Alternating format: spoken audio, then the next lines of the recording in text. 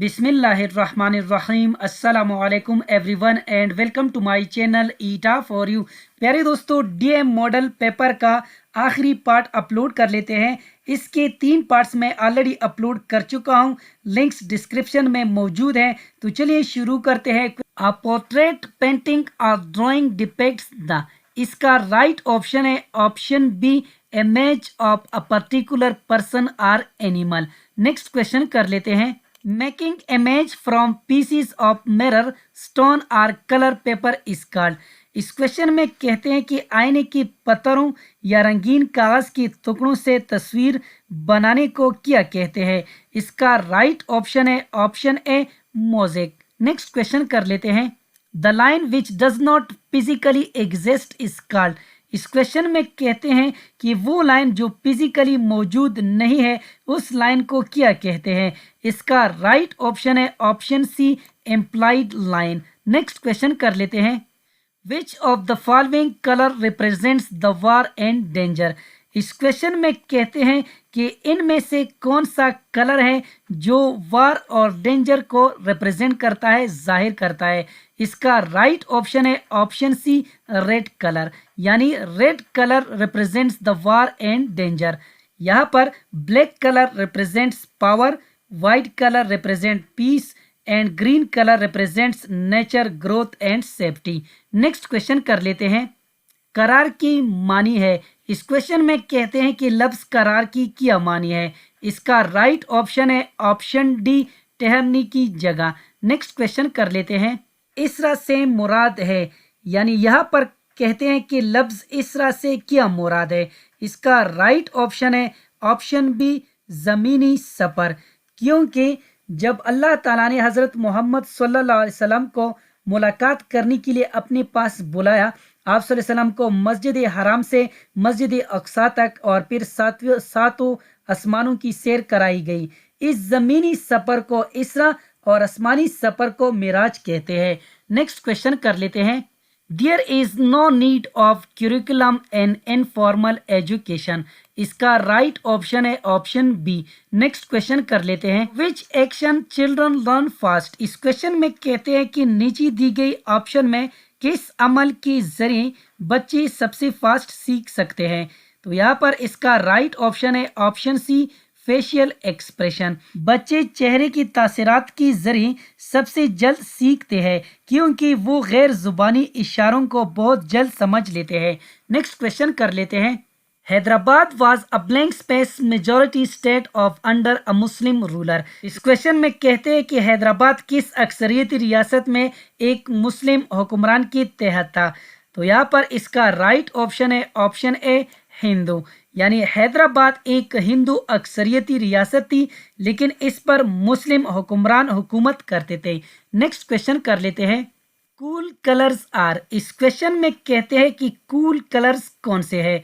इसका right option है option D, green, blue and purple. यानी यहाँ पर कूल कलर हमारे साथ है ग्रीन, ब्लू एंड पर्पल। अगर पर्पल की जगह वायलेट या ब्लूइश आ जाए तो फिर भी यही आंसर सही होगा। नेक्स्ट क्वेश्चन कर लेते हैं।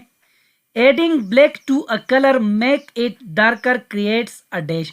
इस क्वेश्चन में कहते हैं कि किसी रंग में ब्लैक शामिल करने से वो और गहरा हो जाता है और ये रिजल्ट में क्या बनाता है। इसका राइट ऑप्शन है ऑप्शन बी, शेड। यानी adding black to a colour make it darker creates a shade. यानी इस अमल को शेडिंग कहते हैं और नया रंग असल रंग का शेड कहलाता है।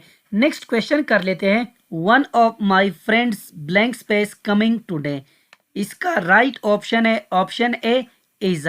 प्यारे दोस्तों, क्योंकि अगर यहाँ पर देखा जाए, इस जुमले को गौर से देखा जाए तो जुमला वन ऑफ माई फ्रेंड्स, यानी इसका मतलब है यानी मेरे दोस्तों में से एक। यहाँ पर एक यानी वाहिद यानी सिंगुलर को रिप्रेजेंट करता है, यानी एक शख्स की बात यहाँ पर हो रही है। चूंकि यहाँ पर एक शख्स की बात हो रही है, चूंकि सब्जेक्ट वाहिद है, इसलिए हम यहाँ पर इसका इस्तेमाल करेंगे और दुरुस्त जुमला होगा one of my friend is coming today. Next question कर लेते हैं। The moon rose early. The underline word or phrase is an example of what. प्यारे दोस्तों, इस क्वेश्चन में कहते हैं कि इस सेंटेंस में जो वर्ड रोज आपको स्क्रीन पे नजर आ रहा है, ये नीचे दी गई ऑप्शन में क्या है या ये किसकी मिसाल है। तो प्यारे दोस्तों, इसका राइट ऑप्शन है option C, an transitive verb. प्यारे दोस्तों, अगर गौर से देखा जाए तो इस सेंटेंस में वर्ब रोज है, ये एक एन ट्रांजिटिव वर्ब है, क्योंकि इसकी वजह यह है कि जुमले में कोई ऑब्जेक्ट मौजूद नहीं है जो इस अमल को वसूल करे। अगर हम सवाल पूछें द मून रोज व्हाट, तो हमें कोई जवाब नहीं मिलता, लिहाजा ये एक एन ट्रांजिटिव वर्ब है। नेक्स्ट क्वेश्चन कर लेते हैं। The unit of power is, इस क्वेश्चन में कहते हैं कि पावर की इकाई कौन सी है। इसका राइट ऑप्शन है option C, watt. Next question कर लेते हैं। The device that is used to protect a circuit against overload is, इस क्वेश्चन में कहते हैं कि वो कौन सा इंस्ट्रूमेंट है जो सर्किट को ओवरलोड से बचाने के लिए यूज होता है। इसका राइट ऑप्शन है ऑप्शन बी, फ्यूज। यानी सर्किट को ओवरलोड से बचाने के लिए फ्यूज या सर्किट ब्रेकर इस्तेमाल किया जाता है। नेक्स्ट क्वेश्चन कर लेते हैं। if x plus 1 and 2x मनफी 5 is equal to 0 then the solutions are। यहाँ पर इस क्वेश्चन में कहते हैं कि नीचे दी गई ऑप्शन में यहाँ पर x की कीमत क्या होगी। प्यारे दोस्तों, इंतहाई सिंपल क्वेश्चन है। आपने इस क्वेश्चन के दो पार्ट्स बनाने हैं, यानी x plus 1 is equal to 0 और दूसरा x मनफी 5 इज इक्वल टू 0। तो यहाँ पर आप स्क्रीन पे देख सकते हैं x plus 1 is equal to 0। जब प्लस 1 को हम इस साइड पे लाएंगे तो ये बन जाएगा मनफी 1, यानी x की कीमत 1 हो गई मनफी 1। इसका सेकंड पार्ट्स यानी x मनफी 5 इज इक्वल टू 0, तो यहाँ पर मनफी 5 इस साइड पे आ जाएगा, तो यहाँ पर इसका साइन हो जाएगा प्लस 5। तो यहाँ पर इस x की कीमत होगी x इज इक्वल टू मनफी 1 और प्लस 5। तो यहाँ पर आप स्क्रीन पे देख सकते हैं, ये हमारे साथ ऑप्शन डी में मौजूद है। नेक्स्ट क्वेश्चन कर लेते हैं। f7:9 proportion sign x:27। इस क्वेश्चन में कहते हैं कि यहाँ पर x की कीमत क्या होगी, यानी यहाँ पर आपने x की कीमत को फाइंड आउट करना है। तो इसके लिए जो फार्मूला हम यूज करते हैं प्रोडक्ट ऑफ मीन, यानी इन दोनों का प्रोडक्ट, इसको कहा जाता है मीन, और 7 और 27 को कहा जाता है प्रोडक्ट ऑफ एक्सट्रीम, यानी product of mean is equal to product of extreme. बस आपने सिंपल ये करना है कि यहाँ पर 9x और यहाँ पर इज इक्वल टू 7 को आपने 27 के साथ मल्टीप्लाई करना है। इसके बाद इससे जो रिजल्ट आएगा उसको आपने 9 पे डिवाइड करना है, तो इससे जो फाइनल रिजल्ट आएगा वो होगा हमारे साथ ऑप्शन ए, यानी यहाँ पर x की कीमत होगी 21। नेक्स्ट क्वेश्चन कर लेते हैं। The secretary said no decision can be taken the moment choose the correct indirect speech, यानी इस सेंटेंस का हमने इनडायरेक्ट स्पीच फाइंड आउट करना है। तो इसका राइट ऑप्शन है ऑप्शन डी, यानी the secretary said that no decision could be taken at the moment.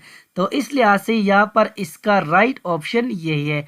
Next question कर लेते हैं। Don't beat around the bush and tell me frankly what you think of my preposition the underline idiom means. इस question में कहते हैं कि यहाँ पर अंडरलाइन ईडियम का क्या मतलब है, यानी इसका मतलब है गोल मोल बातें करना। बीट अराउंड द बुश, इसका मतलब है गोल मोल बातें करना। तो यहाँ पर इसका राइट ऑप्शन है option C, to avoid talking about what is important. इसका मतलब है यानी इम्पोर्टेंट बात पर बात करने से गुरेज करना। इसका मतलब है कि किसी मौजू पर डायरेक्ट बात ना करना और असल नुक्ता बयान करने की बजाय इधर उधर की बातें करना। तो इस लिहाज से यहाँ पर इसका राइट ऑप्शन यही है। नेक्स्ट क्वेश्चन कर लेते हैं।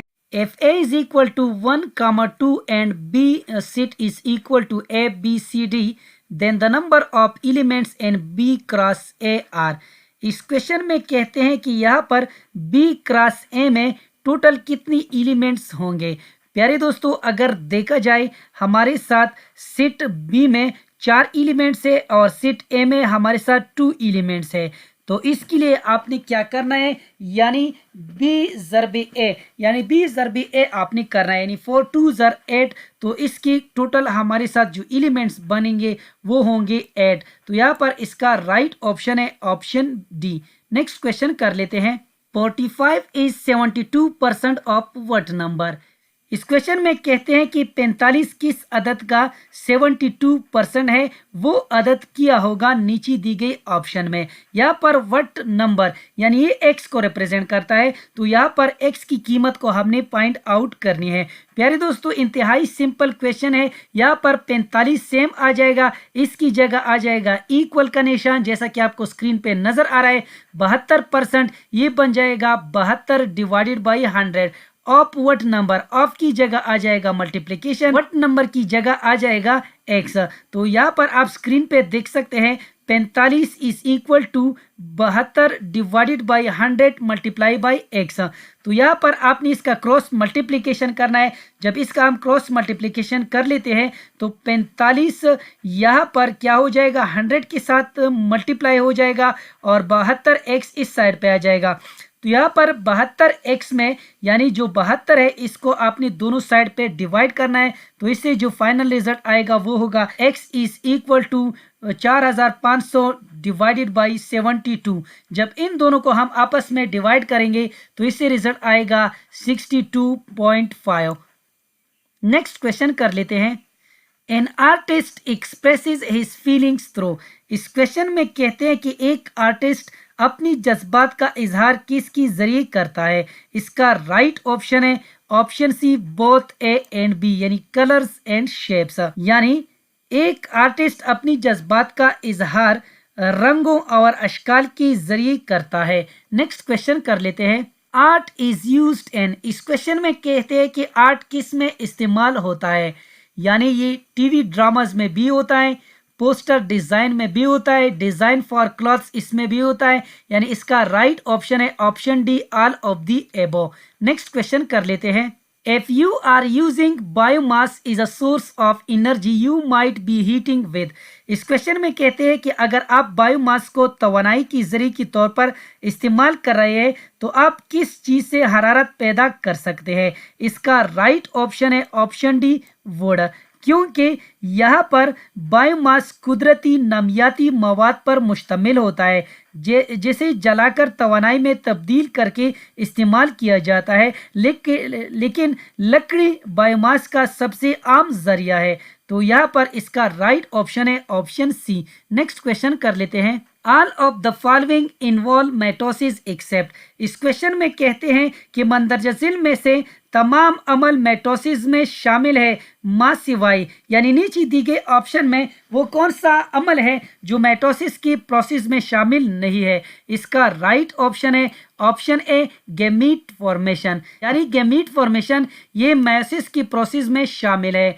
उम्मीद करता हूं कि आज की वीडियो आप सब दोस्तों को पसंद आई होगी। जिन दोस्तों को वीडियो पसंद आई हो, समझ गए हो, तो प्लीज चैनल को भी सब्सक्राइब करें, वीडियो को लाइक और शेयर लाजमी किया करें। शुक्रिया, अल्लाह हाफिज।